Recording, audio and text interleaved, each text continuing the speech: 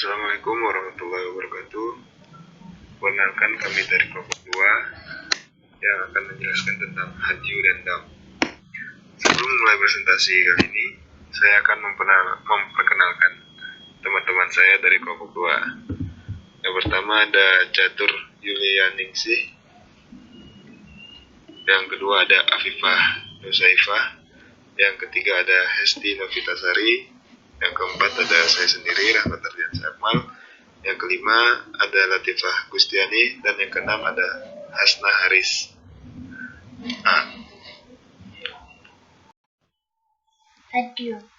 Hadyu adalah menyembelih hewan ternak yang dibawa ke tanah haram untuk disembelih sebagai amalan dengan niat tahrul ilallah, yang berarti mendekatkan diri kepada Allah Subhanahu wa Ta'ala, seperti yang dijelaskan dalam buku Firqus Sunnah.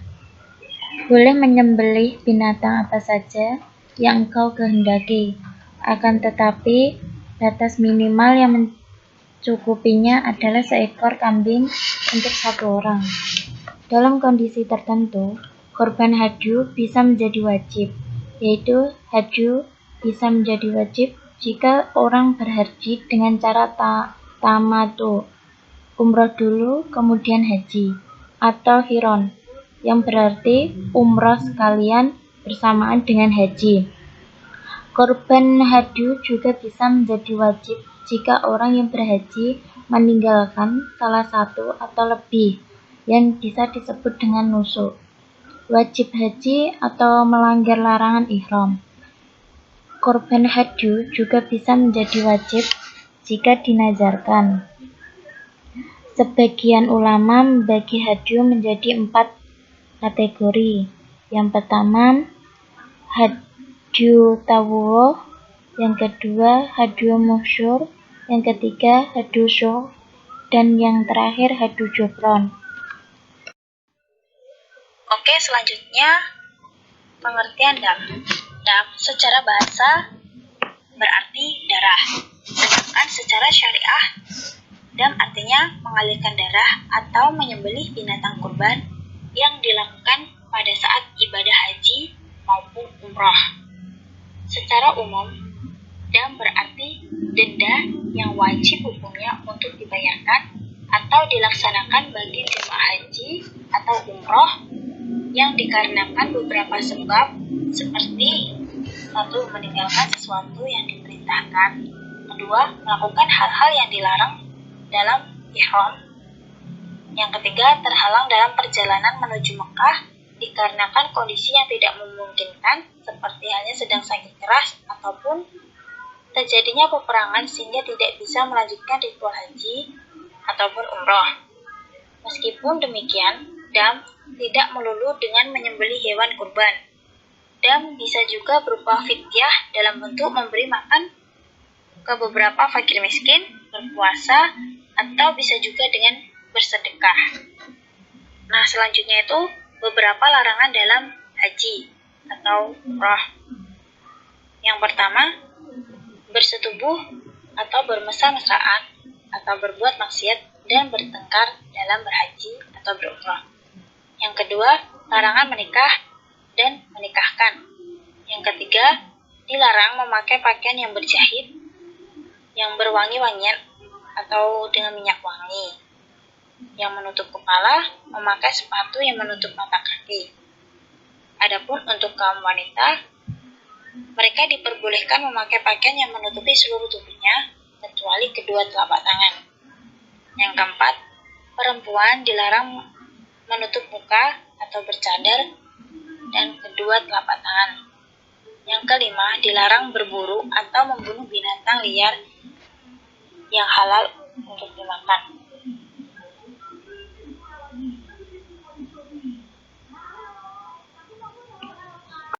Dam. Dam sendiri terbagi menjadi 3 macam. Ada dam nusuk, dam isaah, dan dam kafarat.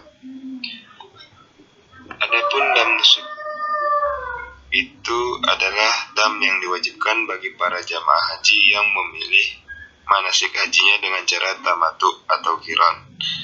Jadi dalam dam ini digunakan hanya untuk memenuhi ketentuan manasik haji, bukan karena melakukan pelanggaran. Lalu ada dam Isa'ah. Dam Isa'ah adalah dam yang diwajibkan untuk para jamaah yang tidak mengerjakan atau meninggalkan perkara-perkara wajib haji dan umroh. Berikut perkara-perkaranya. Yang pertama, tidak berihram. Yang kedua, tidak melakukan mabit di Muzdalifah. Yang ketiga, tidak melakukan mabit di Mina. Dan ada tidak melontarkan jumroh. Yang terakhir, tidak melakukan tawaf wada. Selain itu, dam ini diwajibkan juga bagi jamaah haji atau umroh yang tidak bisa melanjutkan perjalanan ke Mekah karena disebabkan oleh sesuatu hal, misalkan sakit keras atau keterhalangan karena adanya peperangan. Sebagai sanksi pelanggaran dam ini, seseorang harus menyembelih seekor kambing. Dan yang terakhir ada dam kafarat. Dam kafarat itu merupakan dam yang diwajibkan bagi para jamaah haji atau umroh yang mengerjakan sesuatu yang diharamkan selama dalam masa ihram. Adapun jenis-jenis kafarat, maksudnya jenis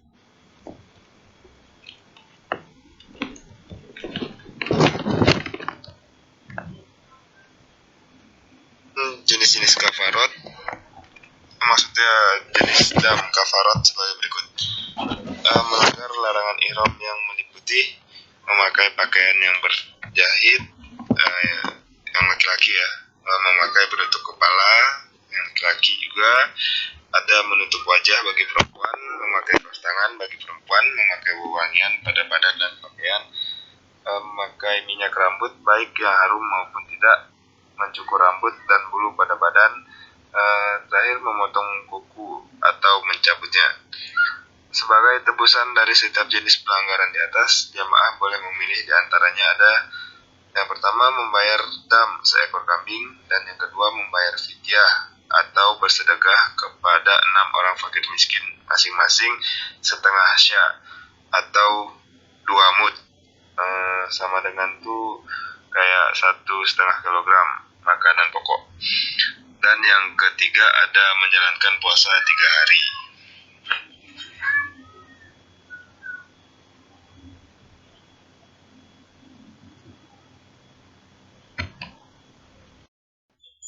Kafarat sebagai berikut.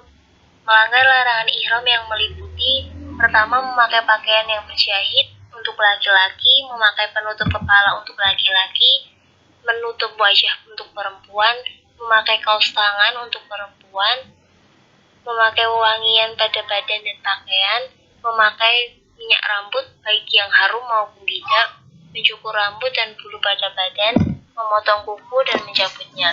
Kemudian, sebagai tebusan dari setiap jenis pelanggaran di atas, jamaah boleh memilih di antaranya: pertama, membayar dam seekor kambing; kedua, membayar fidyah, bersedekah kepada 6 orang fakir miskin, masing-masing setengah sa, 2 mud, sama dengan 1,5 kilogram berupa makanan pokok.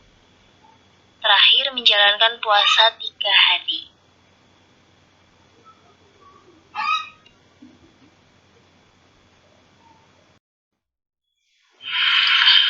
Selanjutnya ada ketentuan hadyu dan dam.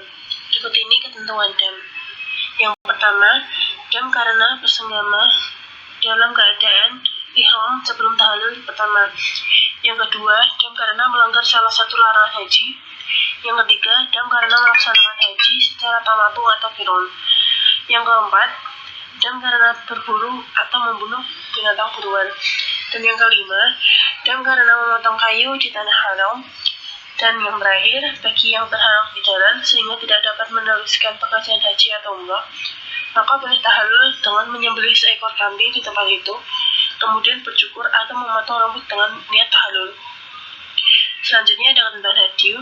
Yang pertama, waktu menyembelih hadyu tamatu dan qiron dimulai waktunya setelah selesai salat Idul Adha sampai akhir hari tasyrik.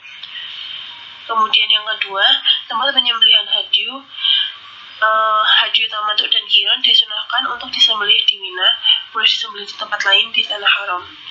Yang ketiga ada syarat haji. Salah satu dari binatang ternak, unta, sapi, dan kambing atau domba tidak ada cacat, buta sebelah, sakit, pincang, dan sangat tua. Sudah sepenuhnya usia yang diisyaratkan, yaitu 5 tahun untuk unta, 2 tahun untuk sapi, 1 tahun untuk kambing, dan 6 bulan untuk domba.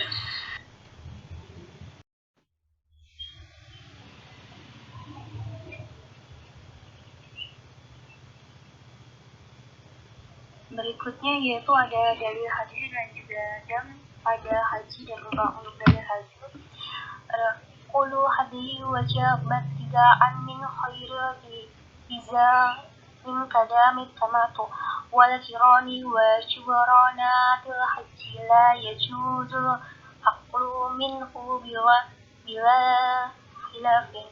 Yang artinya, semua haji yang wajib sejak awal tanpa adanya komitmen seperti dam tamatu atau dam kiron dan syubronat haji maka tidak boleh dimakan oleh orang yang berkurban tanpa adanya perselisihan.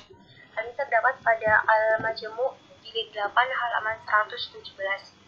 Kemudian untuk dalil dam terdapat pada Al-Quran surat Al-Maidah ayat 95, yaitu ya ayyuhalladzina amanu la taqtulus sayda wa antum hurum wa man qatalahu minkum muta'ammidan fajaza'un mislu ma qatala minan na'ami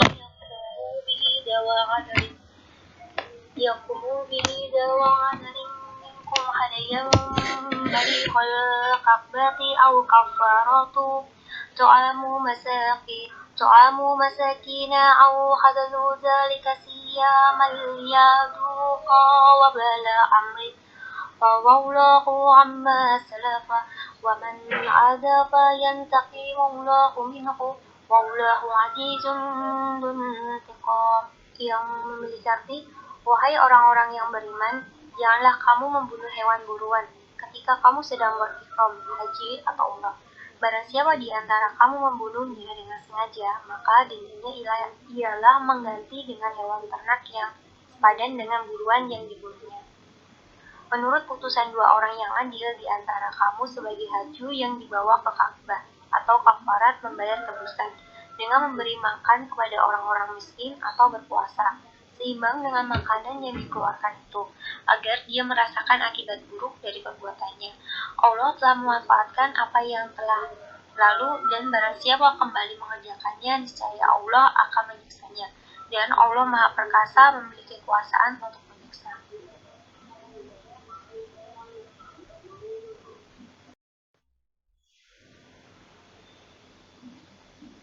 Oke, baiklah, itu tadi presentasi dari kelompok kami, yaitu kelompok 2.